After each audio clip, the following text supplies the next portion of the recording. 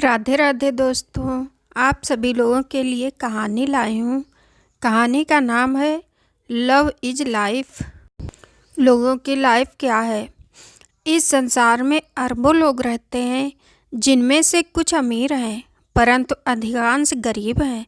पर समस्या की बात यह है कि गरीबों को लगता है कि दूसरों की अमीरी और अपनी गरीबी का कारण सिर्फ भगवान है।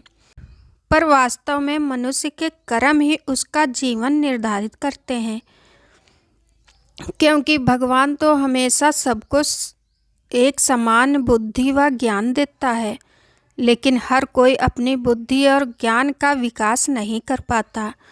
कुछ लोग अपनी बुद्धि का प्रयोग करके अमीर बन जाते हैं, जबकि अन्य लोग मस्तिष्क का इस्तेमाल अमीर बनने के लिए नहीं कर पाते और गरीब के गरीब ही रह जाते हैं। भगवान जन्म के वक्त हर किसी को नग्न अवस्था में ही पृथ्वी पर उतारता है और जन्म से पहले वह किसी को भी बौद्धिक ज्ञान देकर नहीं भेजता। जब भी कोई बच्चा जन्म लेता है तो उसकी बुद्धि और ज्ञान का विकास उसके परिवार तथा उसके वातावरण पर निर्भर करता है कि वे लोग उसका शारीरिक और मानसिक विकास किस तरह से कर सकते हैं। क्या उसे वे सही ज्ञान दे सकते हैं जिससे वह अमीर बन सकता है?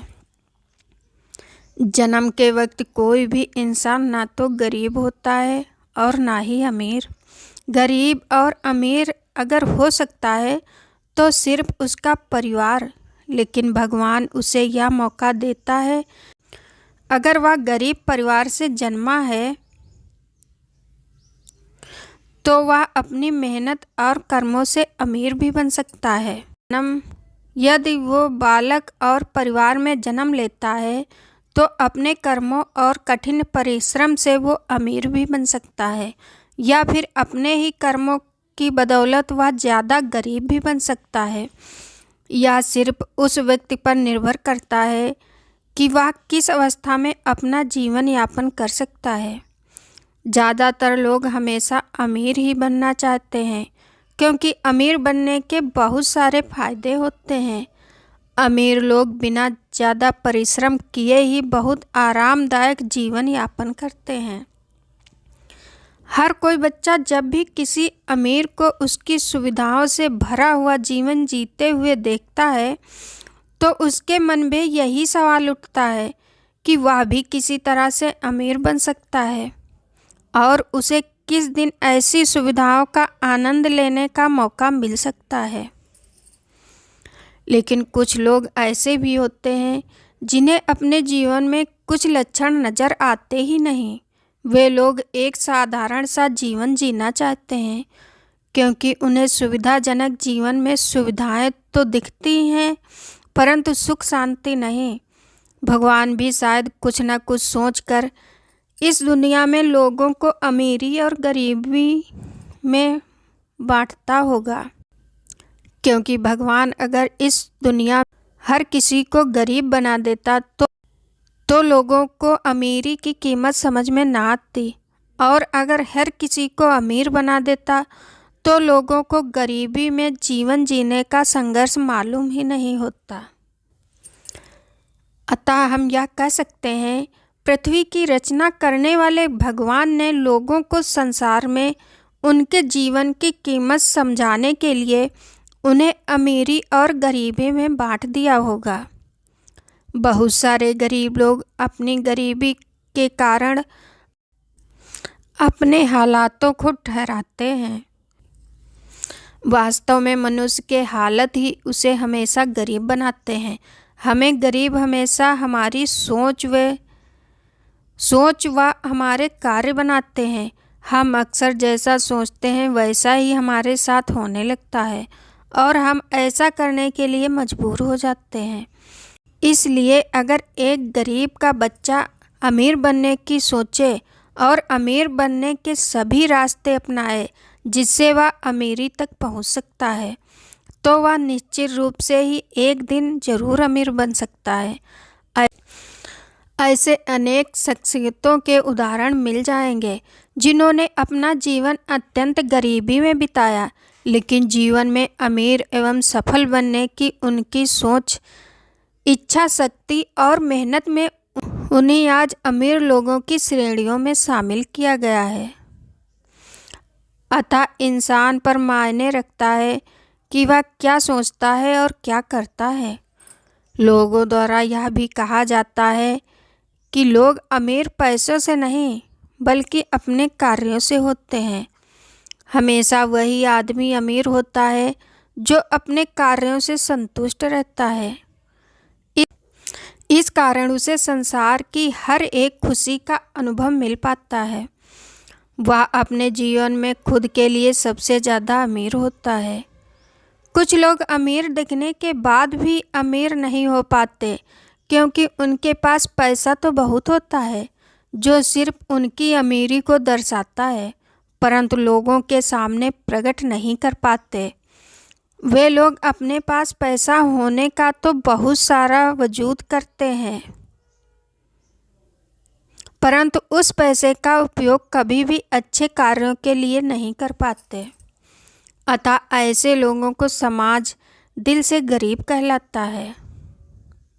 हम आपको आज इस लेख में एक अज्ञानी बाबा द्वारा बताया गया अमीरी और गरीबी का कारण बताएंगे, जिससे आपको संसार में व्याप्त अमीरी और गरीबी के असल कारण को जानने में मदद मिलेगी। एक बार की बात है, दूर पहाड़ियों में एक बाबा जी रहा करते थे, जिनके पास जीवन जीने का अथाह अनुभव था। वे अपने ज्ञान के लिए ही प्रसिद्ध थे। उनके वहाँ रोजाना कम से कम 100 से 150 लोग अपने दुखों को लेकर जाया करते थे और अपने प्रत्येक दुख का समाधान पाकर ही वापस आते थे। बाबा जी की झोपड़ी जंगल के बीचों बीच में थी। वे अपनी छोटी सी झोपड़ी में अकेले ही अपना जीवन यापन करते थे और उनका भोजन साधारण सा हुआ करता, क्योंकि वह भोजन के रूप में सिर्फ वही ग्रहण करते थे जो उनके भक्तों द्वारा भेंट स्वरूप उनके लिए लाया जाता था। बाबा जी के दर में हमेशा भीड़ होने के कारण उन्हें कभी भी अपने भोजन की समस्या नहीं होती थी। इस कारण बाबा जी उस घने से जंगल में बड़ी ही आसानी से अपना गुजारा कर लेते थे। एक दिन एक बहुत गरीब भिखारी बाबा की झोपड़ी के रास्ते में बैठा था।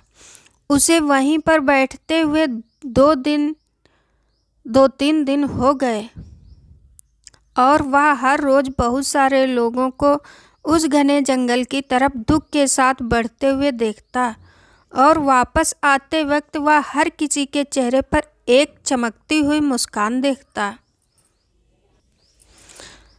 उस भिखारी को ऐसा देखते हुए कुछ भी समझ नहीं आता था। तब वह एक व्यक्ति से पूछ लेता है, तुम लोग इस जंगल की तरफ जाते तो बड़े दुख के साथ हो, परंतु आते वक्त तुम्हारे चेहरे पे यह मुस्कान क्यों आ जाती है? इसका क्या कारण है? तब वह व्यक्ति बताता है कि इस जंगल के बीचों बीच एक ज्ञानी बाबा रहते हैं जो हमारे सभी दुखों का हल हमारे सामने रख देते हैं। अतः हमारी शक्ल में दिखती मुस्कान का कारण सिर्फ दूर बैठे वो बाबा जी हैं। तब वह भिखारी पूछता है कि वे बाबा मुझे भी मेरी समस्या का हल बता देंगे? तो व्यक्ति द्वारा जवाब दिया जाता है, क्यों नहीं, बाबा जी हर किसी की समस्या का जवाब देते हैं। भिखारी भी दूसरे दिन अपनी समस्या को लेकर बाबा जी की कुटिया में चला जाता है और वहां जाकर बाबा जी को प्रणाम करते हुए अपनी समस्या बताता है। भिखारी बाबा जी से पूछता है कि मेरी इतनी गरीबी का क्या कारण हो सकता है? बाबा जी द्वारा बताया जाता है कि तुम्हारी गरीबी का कारण तुम ही हो। भिखारी को कुछ भी समझ नहीं आता और वह बाबा जी से फिर पूछता है, मैं तो अपना पेट भरने के लिए भीख मांगता हूँ। जितना भी मुझे मिलता है मैं उससे ही अपना गुजारा कर लेता हूँ। फिर भी मैं अपनी गरीबी का कारण क्यों हूँ? तब बाबा जी कहते हैं, भगवान ने तुम्हें 2 हाथ, 2 पैर, 2 आँख और 2 कान यानी सब कुछ दे रखा है, फिर भी तुम अपने आप को गरीब क्यों कहते हो?